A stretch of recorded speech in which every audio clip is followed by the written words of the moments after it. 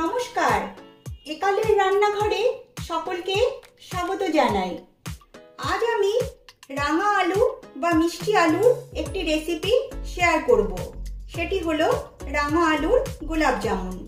দেখলে মনেই হবে না যে এটি রাঙা আলুর দিয়ে তৈরি, আর ভীষণই নরম তুলতুলে হয়, খেতে ভীষণই সুস্বাদু হয়। তাহলে রেসিপিটি দেখতে থাকুন। রেসিপিটি ভালো লাগলে একটা লাইক করবেন আর আমার চ্যানেলটিকে সাবস্ক্রাইব করবেন। রাঙা আলু বা মিষ্টি আলুর গোলাপ জামুন করবার জন্য আমি এখানে 500 গ্রাম রাঙা আলু নিয়েছি, আর এই আলুগুলোকে একটা প্রেসার কুকারে নিয়ে নিচ্ছি। আলুগুলোকে ধুয়ে পরিষ্কার করে নিয়েছি। তারপর এতে দিয়ে দিচ্ছি পরিমাণ মতো জল। জলটা এমনভাবে দিতে হবে যাতে আলুগুলো জলে ডুবে থাকে। এবারে প্রেসার কুকারের ঢাকনাটা বন্ধ করে দিচ্ছি। যেহেতু রাঙা আলুগুলো সাইজে বড়, তাই প্রেসার কুকারে হাই ফ্লেমে 3টে সিটি দিয়ে নেব। দেখুন, আলুগুলোকে প্রেসার কুকারে 3টে সিটি দিয়ে প্রেসার কুকারের ভেপার বেরিয়ে যাওয়ার পর ঠান্ডা করে ফিরে এসেছি। এখন এই রাঙা আলুকে গ্রেটারের সাহায্যে গ্রেট করে নেব। আমি গ্রেটারের সাহায্যে গ্রেট করে নিচ্ছি। আপনারা চাইলে হাতেও ম্যাশ করে নিতে পারেন।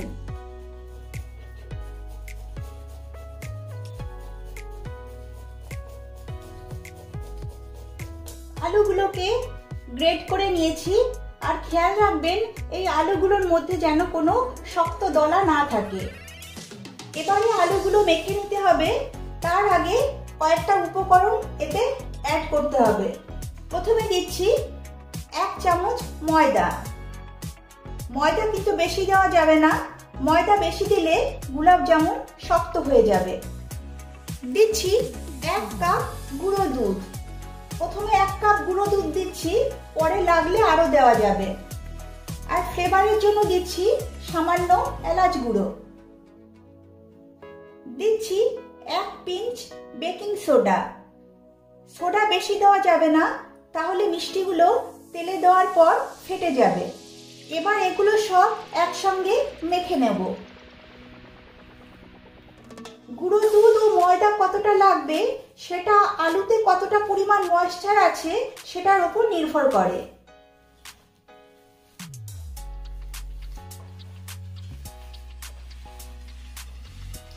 আমি আরো হাফ কাপ দুধ অ্যাড করছি।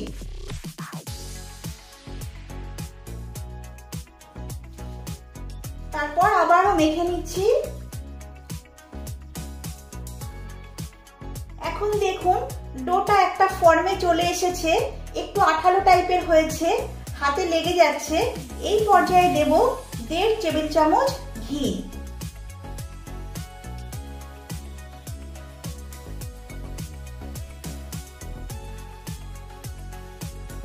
এবারে ঘি দেওয়ার পর ভালোভাবে মেখে নেব।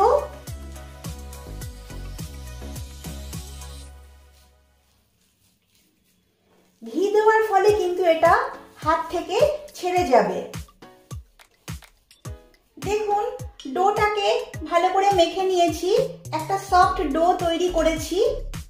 আর এই ডোটা মাখতে আমার এই কাপের 3 কাপ গুঁড়ো দুধ লেগেছে। প্রথমে 1.5 কাপ দিয়েছিলাম, তারপরে আবারও 1.5 কাপ আমি অ্যাড করেছি।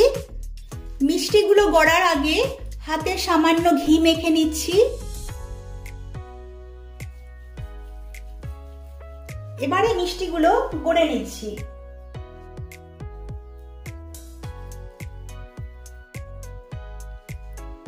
দেখুন, এইরকম ভাবে মিষ্টিগুলো গড়ে নিতে হবে।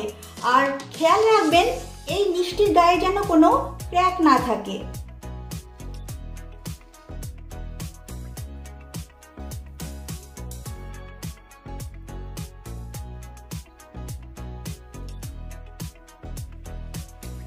এইভাবে সবগুলো গোলাপ জামুন মিষ্টি তৈরি করে তারপর আমি ফিরে আসছি। দেখুন, সবগুলো গোলাপ জামুন মিষ্টি তৈরি করে নিয়েছি। আমার 500 গ্রাম রাঙা আলুতে 20টা গোলাপ জামুন মিষ্টি তৈরি হয়েছে। এখন এই মিষ্টিগুলোকে একটা ভেজা কাপড় দিয়ে ঢাকা দিয়ে রাখবো, যাতে করে মিষ্টিগুলো ড্রাই না হয়ে যায়। এবারে চিনির শিরা বানিয়ে নেব। এখন গ্যাসে একটা প্যান বসিয়ে দিয়েছি এবং এতে দিয়ে দিচ্ছি 3 কাপ চিনি।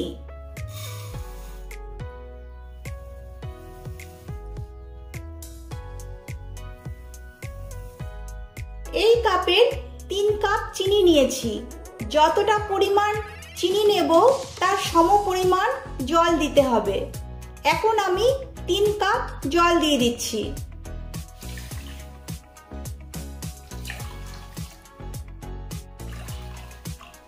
এবারে চিনি মেল্ট হওয়ার জন্য অপেক্ষা করছি। দেখুন চিনির শিরা ফুটে উঠেছে। এবারে এই শিরাটা কিছুক্ষণ ফুটিয়ে নেব। শিরাটা কিন্তু কোনো একতার বিশিষ্ট শিরা তৈরি করবার কোনো প্রয়োজন নেই। পাতলা করেই শিরাটা তৈরি করতে হবে, ঘন করে তৈরি করা যাবে না। ঘন করে শিরা তৈরি করলে মিষ্টির ভেতরে ভালোভাবে রস ঢুকবে না। এখন দিচ্ছি এলাচ গুঁড়ো। আমি আলু মাখবার সময়ও এলাচ গুঁড়ো দিয়েছিলাম, তাই এখন সামান্য এলাচ গুঁড়ো দিচ্ছি। এতে করে সুন্দর একটা এলাচের ফ্লেভার আসবে। এবারে একটু নেড়েচেড়ে মিশিয়ে দিচ্ছি। দিচ্ছি কয়েক ফোঁটা লেবুর রস। এতে চিনির এই শিরাটা জমে যাবে না। তারপর একটু নেড়েচেড়ে দিচ্ছি। চিনির এই শিরা কিছুক্ষণ ফুটিয়ে নিয়েছি। শিরাটা একদম তৈরি হয়ে গেছে। এবারে এই শিরা নামিয়ে রাখছি। এদিকে গ্যাসে আরেকটা কড়াই বসিয়ে দিয়েছি এবং এতে পর্যাপ্ত পরিমাণে সাদা তেল নিয়েছি। তেলটা ভালোভাবে গরম হয়েছে। এবারে এতে আমি মিষ্টিগুলো ভেজে নেব। মিষ্টিগুলো ছেড়ে দিচ্ছি। মিষ্টিগুলোকে কিন্তু অতিরিক্ত গরম তেলে দেবেন না, তাহলে মিষ্টিগুলো দেওয়ার সঙ্গে সঙ্গে মিষ্টিগুলো কালো হয়ে যাবে। হালকা গরম থাকতে থাকতে মিষ্টিগুলো দিতে হবে। সবগুলো মিষ্টি আমি একসঙ্গে ভাজবো না, ব্যাচ ওয়াইজ ভেজে নেব। মিষ্টিগুলোকে মিডিয়াম ফ্লেমে ভেজে নিতে হবে। লো ফ্লেমে মিষ্টিগুলো ভাজতে যাবেন না, তাহলে মিষ্টিগুলো ভেঙে যাবে। মিষ্টিগুলোকে লাল লাল করে ভেজে নিতে হবে।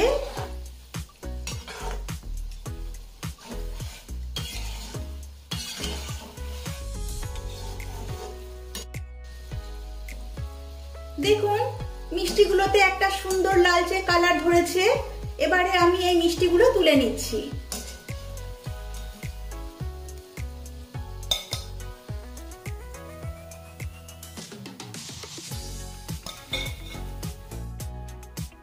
বাকি মিষ্টিগুলো একই রকম ভাবে ভেজে নিচ্ছি।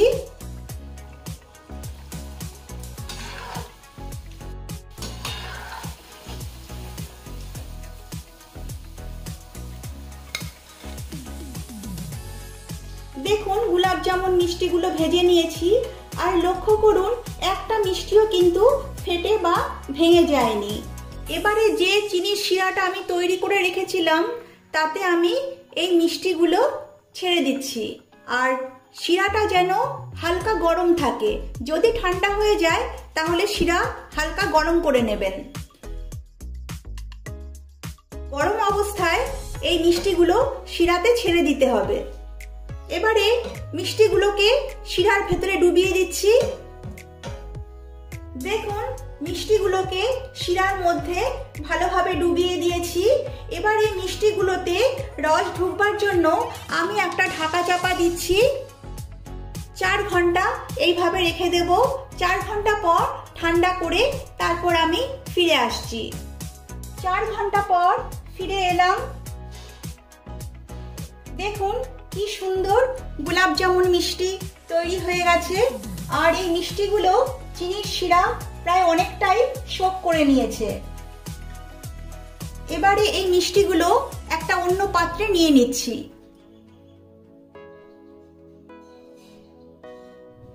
দেখুন মিষ্টিগুলো কতটা সফট হয়েছে। একটু চাপ দিলেই ভেঙে যাচ্ছে।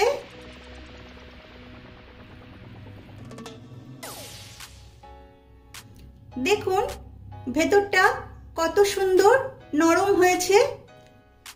আপনারা এইভাবে ঘরে রাঙা আলুর গোলাপ জামুন মিষ্টি তৈরি করুন। আশা করি সকলেরই ভালো লাগবে। ভালো লাগলে লাইক, শেয়ার ও কমেন্ট করবেন আর আমার চ্যানেলটিকে সাবস্ক্রাইব করবেন। নমস্কার।